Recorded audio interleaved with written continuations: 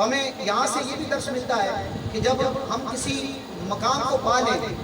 دینی اعتبار سے، مالی اعتبار سے، دنیاوی اعتبار سے، ہماری سوچ بڑھ جائے، علم بڑھ جائے، پاور بڑھ جائے، سب کچھ ہونے کے باوجود وہ افراد جو ہماری ترقی میں اہم کردار ادا کر چکے ہیں،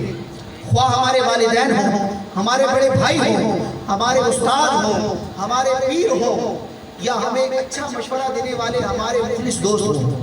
جو بھی ہماری ترقی کا باعث بنے ہیں، اور اللہ تعالیٰ نے جن کو ہم پر فضیلت دی ہے، فضیلت والا ہونے کے باوجود بھی اپنے بڑوں کا ادب کرنا ہے، ان کے سامنے سر تسلیم خم کرنا ہے، کیونکہ الفضل للمتقدم، انسان جتنا بھی آگے نکل جائے، جتنا بھی بڑھ جائے، جتنے بڑے بھی رینک پر پہنچ جائے، فضیلت اگلوں یعنی پہلوں ہی کے لیے ہوتی ہے۔ علم آتا ہے، پیسہ آتا ہے، اپنا گھر بنا لیا،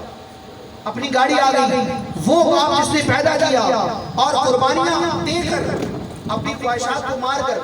ہمیں پڑھایا، ہماری خواہشات پوری کی، ہمیں اس قابل بنایا کہ آج ہم پڑھ لکھ کر کوئی فن سیکھ کر کمانے والے ہو گئے، آج اس باپ کو آنکھیں دکھاتے ہیں اور کہتے ہیں یہ تو میرا مال ہے، یہ تو میرا مال ہے، میں کیوں دوں آپ کو، میرے بیوی بچے ہیں، اس طرح کی سوچ بنتی ہے۔ تو اللہ تعالیٰ ہمیں احساس عطا فرمائے کہ ہم جہاں بھی پہنچے ہیں اپنے والد کے صدقے میں پہنچے ہیں۔ باپ اگر دنیا میں نہ آتا، باپ کے صدقے ہی، باپ کے وسیلے ہی سے ہماری ولادت ہوئی ہے۔ اگر ہماری ولادت نہ ہوتی، اگر ولادت ہو بھی جاتی، باپ ہمیں نہ پالتا، روڈ پر پھینک دیتا،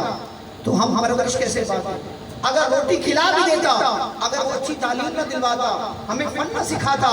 تو آج ہم اس مقام پر کیسے پہنچتے ہیں؟ اللہ تعالیٰ ہمیں بھی اپنے بزرگوں اور بڑوں کا احترام کرنے کی توفیق